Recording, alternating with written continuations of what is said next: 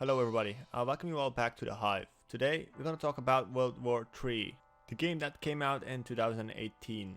There was in fact so much hype around the game, it was even called the Battlefield Killer, but things didn't go as planned. The game had major optimization issues, a little bit lack of content maps wise, as well as a lack of game modes. While in this video, we're gonna return to World War III and see what changed in the meanwhile. Also, we have some news about the game that maybe brighten their future.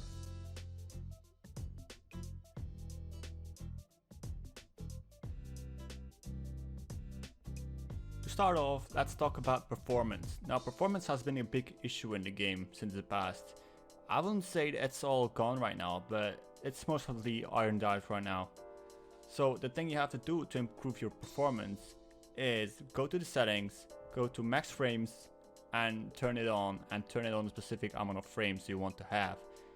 It boosted my frame rates considerably higher, and yeah, I don't think that you'd have the setting off, you will get the same FPS as you had before. Okay, let's talk about vaulting. Now, vaulting isn't implanted in the game yet. I don't know why, but I think it's necessary to be in that game, okay? Vaulting is an essential part of an FPS shooter most of the time, especially fast-paced games. Now, I've been struggling over this little edge over here on the train yard and I couldn't get over it, so I had to go all the way back to go find another way. Personally, I find that actually very annoying. I would like to have that implanted into the game so I can have a more enjoyable experience. Now let's talk about the war map. Now the war map should be in the game from the beginning, although I haven't seen much from it yet. It's supposed to be the west versus the east, but for some reason I don't know what's happening over there. Is it working or isn't it working? I couldn't figure it out, okay? It's supposed to be a global conflict going on the game, and where each match that you play will contribute to a part and supplies that you can earn in the game to win the war. But it's not in the game. I feel like it's not in the game, and I don't know. Is it finished or isn't? I haven't felt anything different from the beginning. Now, let's talk about what the game actually was about in the beginning, where most people were so hyped about was the customization in the game. The amount of customization that you can do on your weapons, equipment, and your tractor was insane. I mean, if you go to the gunsmith, there's so much attachments that you can set on your weapons, and you can customize it like hell. But the point is, even if you set a foregrip on it, even if you set a bipod on it, a laser sight, nothing will help. It doesn't benefit your weapon, it doesn't change the statistics, it doesn't change anything. So far as I've seen in the game right now, it's still the same. It's still the same. You cannot deploy your bipods on the ground. Your aiming isn't much better with the foregrip on it. The only thing that is actually will improve when you shoot are the scopes, okay? If you have a times 12 or times 8 or times 4, you will have a zoom on your weapon. And I think that's all. I think that's all. And maybe to the suppressors. The suppressors maybe do something as well. But for now, like the foregrips, the laser sights, all that kind of stuff isn't doing anything. Now, it actually looks good, okay? I'm not gonna lie. The guns are looking good. And they're working on it. That's what I mean.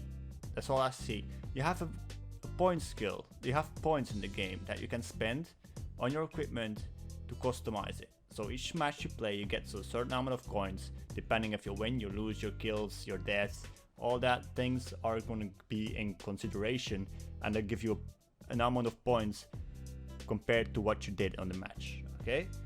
Next item. Surprisingly, this item is about player base. Well, I might disappoint a lot of you guys, but the player base isn't what it used to be, okay? And I don't want to critique the game. I don't want to break it down. But if you look how many players are playing the game right now, it's laughable.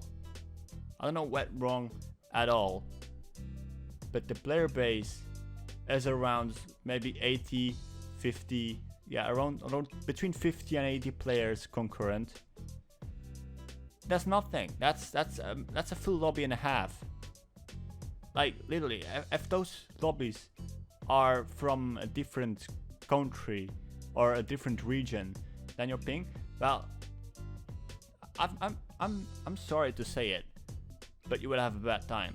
Okay, if your ping is higher than 100 or 120, and you have to play as a South American or East American to the European servers or a Russian servers, it's not gonna be a good time. Okay, it's not gonna be enjoyable. Hopefully they get their stuff together. Okay, and hopefully the players will come back. But I don't think that will happen very soon, but I can get my chances on it. Hopefully the players will return. As for the news, World War 3, so Farm 51, is cooperating with my.games. So they stated in an official announcement and a live stream answering certain questions for the people. World War 3, so the game, is gonna be helped by my.games, the publisher behind Warface. While some people argue that my.games has pay-to-win intentions to make a lot of profit about it, other people may think something else of it. I have my own opinion. I think it's decent, okay? I don't think my.games is too much about pay-to-win. Okay, they have a lot of transactions. I can agree on that. But it doesn't necessarily make it pay to win, okay? I have my own opinion. I respect some other people. I know some guns that are better than others can be bought for money instead of in-game currency.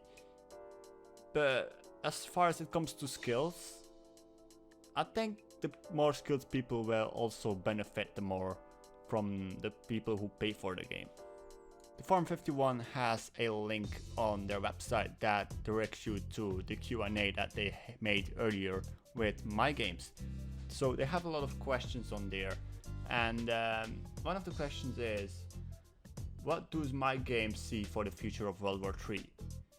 And they replied with, we think that as soon as the game is complete, it has the full potential to be a hit on the tactical FPS market, and even the FPS market in general. As a publisher, we will apply our resources and all our efforts and help to the Farm 51 and make this happen.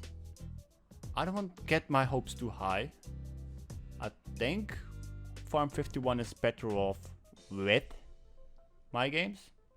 Let me know in the comments what you think, and I will see you in the next one. This was my review from the 2020 version of May, and I guess I'll see you guys in the next one. Bye.